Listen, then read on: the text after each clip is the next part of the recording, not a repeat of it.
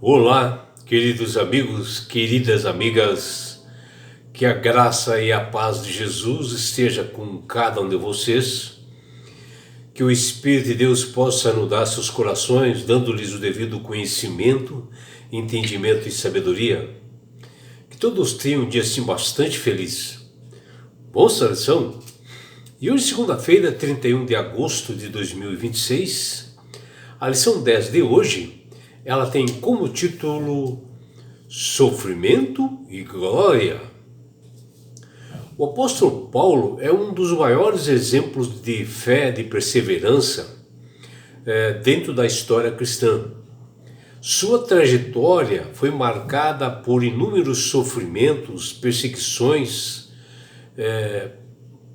provações, mas também ele demonstrou em todos esses momentos uma fé inabalável por amor a Jesus, marcas assim inevitáveis, né, de sua fidelidade ao Senhor. E ele não se encorajava assim pela dor, né, mas sim, como um castigo que talvez ele tivesse recebido, mas como uma oportunidade, uma vitória para testemunhar, onde ele considerava o sofrimento como parte constante da vida de um cristão. E principalmente na vida do seu ministério, né? E Paulo revelava assim uma vida de uma missão de perseverança, onde ele caminhava junto com a dor física, pela presença do pecado que ele entendia muito bem do mundo, né? E isso nos ensina a nós dependermos totalmente de Deus em todas as diversidades que nós temos nos dias de hoje. No livro de Gálatas, capítulo 6, versículo 17, o apóstolo Paulo nos diz: sem mais que ninguém me perturbe, pois trago em meu corpo as marcas de Jesus. Os sofrimentos do apóstolo foram muitos em toda a sua vida, e que foi um pilar essencial para o cristianismo, né? Mostrando que mesmo diante de adversidades e sofrimentos, a fé ela é muito importante para todos nós, mostrando que o Redentor também passou pelos nossos pecados e passou por sofrimentos nesse mundo. E no livro de 2 Coríntios, capítulo 4, versículo 7 até 18, Paulo apresenta uma lista de aflições, sofrimentos que ele passou, que foram assim açoites com varas, abatimentos, espancamentos, apedrejamentos, prisões assim indevidas, naufrágios terríveis, né? Ele passou fome, sede, frio, teve nudez, ele teve ataque de animais como cobras, teve chicoteamento, né? E assim ele superou tudo isto porque tinha uma visão espiritual elevada, onde o seu olhar era além da espada do carrasco, porque ele focava no seu olhar em Jesus, que um dia o alcançou e prometeu a eternidade para ele. E Paulo utilizou o sofrimento justamente para pregar o evangelho com mais autoridade. Ele compreendeu que o espinho na carne e as fraquezas humanas, elas eram supridas pelo poder sustentador de Jesus, e assim a pessoa com fé, e como ele também com fé, ele se firmou assim, nas promessas de Jesus e foi adiante. E dentro assim de toda a história do povo cristão, nós tivemos muitos heróis que também tiveram sofrimentos e suportaram com bastante perseverança, e um deles chama-se John Hus, né? O grande reformador lá da antiga Boêmia, que nós conhecemos a história dele, que ele disse que certa vez sobre Jesus, que ele diz: ele é o dono do mundo, falando para Jesus, né? e nós somos desprezíveis mortais. No entanto, ele sofreu porque não deveria sofrer, particularmente quando o sofrimento é para a nossa purificação, nós somos o culpado, né? E essas foram palavras de John Hus, né, mostrando o sacrifício de Jesus por nós, que sofreu as piores coisas realmente relacionadas ao pecado, por ele ter sofrido em nosso lugar. Século antes, assim, o apóstolo Paulo também manifestou essa disposição de sofrer por Jesus. Ele sabia que não passava de um frágil vaso feito de barro, que ele menciona lá em 2 Coríntios 4:7, onde ele sentia-se bem continuamente atribulado, às vezes perplexo, perseguido e derrubado, mas nunca angustiado, nem desanimado, nem abandonado e nem destruído, porque Jesus dava força para ele, que ele menciona lá em 2 Coríntios capítulo 4, versículos 8 e 9.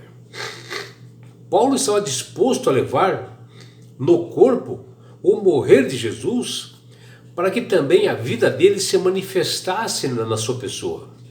Que ele está lá em 2 Coríntios capítulo 4, versículos 10 e 11.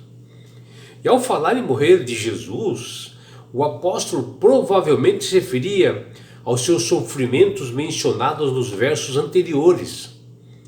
Já a expressão vida dele, em sentido assim imediato, provavelmente aponta para os livramentos da morte ou para o poder espiritual que nos sustenta, que aqui no presente dos dias de hoje, nas dificuldades que nós temos, e em última análise, porém, remete também para a ressurreição de Jesus no seu sacrifício por nós, que Paulo fala em 2 Coríntios capítulo 4, versículo 12.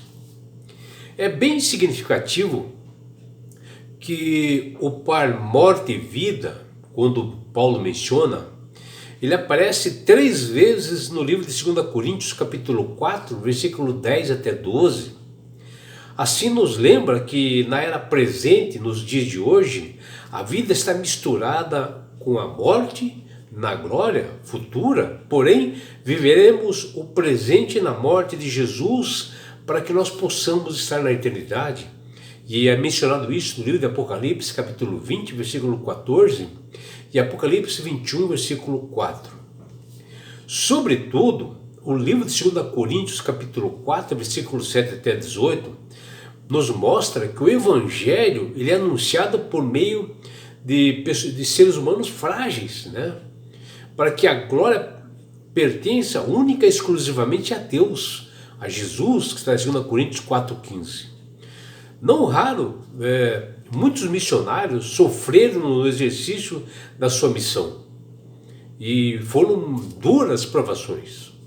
Ainda assim, nossas aflições aqui hoje são leves e momentâneas quando comparadas ao eterno peso de glória que nos aguarda no futuro, está em 2 Coríntios 4,17. E assim o crente deve viver pela fé e não pelo que ele vê. Está em 2 Coríntios capítulo 4, versículos 18 e 2 Coríntios 5, versículo 7. Essa esperança na vida futura enchia tanto o pensamento do apóstolo que ele prossegue tratando o tema ao longo das passagens de 2 Coríntios capítulo 5, versículo de 1 a 10. Paulo chama o seu corpo de mortal de casa terrestre, enquanto o edifício que nós temos da parte de Deus é outra metáfora do corpo ressuscitado que ele menciona em 2 Coríntios capítulo 5, versículo 1. E assim a grande esperança de todos nós crentes de todas as épocas é realmente a Jesus, o nosso Salvador, que nós aguardamos em breve.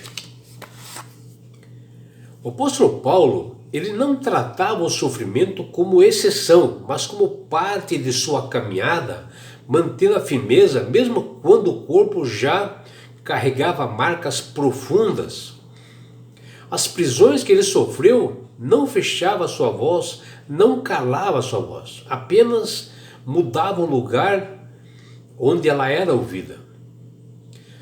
cadeias não limitaram o silêncio, mostrando que a palavra de Deus, ela não depende de espaço físico, mas de permanência espiritual.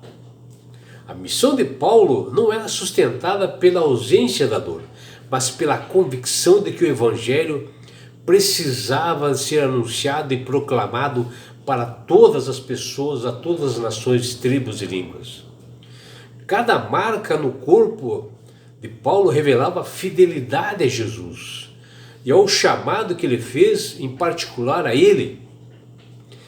A violência não conseguiu encerrar a sua caminhada, apenas reforçou mais ainda o nível de entrega, de envolvimento no ministério apostólico.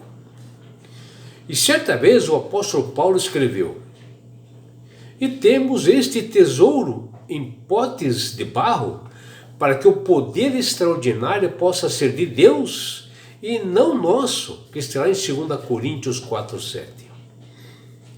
O apóstolo usa aqui metáforas como o tesouro, que é o pleno conhecimento de Deus, na face de Jesus Cristo, onde o próprio Evangelho é a luz da nova aliança, e nós que somos o vaso de barro, como na época eram conhecidos assim, objetos baratos, frágeis, que são facilmente substituíveis. E Paulo se via assim como um vaso de barro, como todos os cristãos, não sendo de prata ou ouro, mas do frágil barro. E Paulo então descreve essa nossa fragilidade quando ele diz na sequência: "Em tudo somos atribulados, mas não angustiados", que estará em 2 Coríntios 4:8.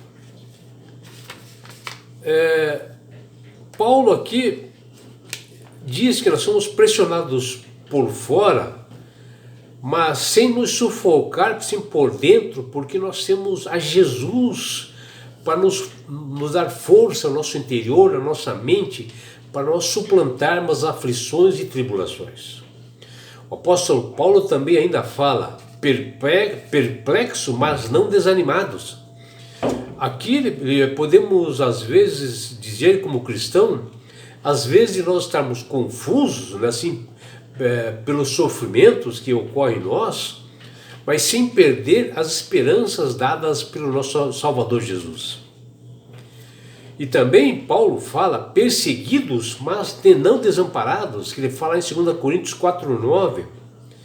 Aqui podemos até ser caçados pelos inimigos, mas nunca seremos abandonados pelo Criador do Universo, o Deus de Jacó, porque apenas uma provação para nós estarmos no reino dos céus, é um aprimoramento para a nossa vida.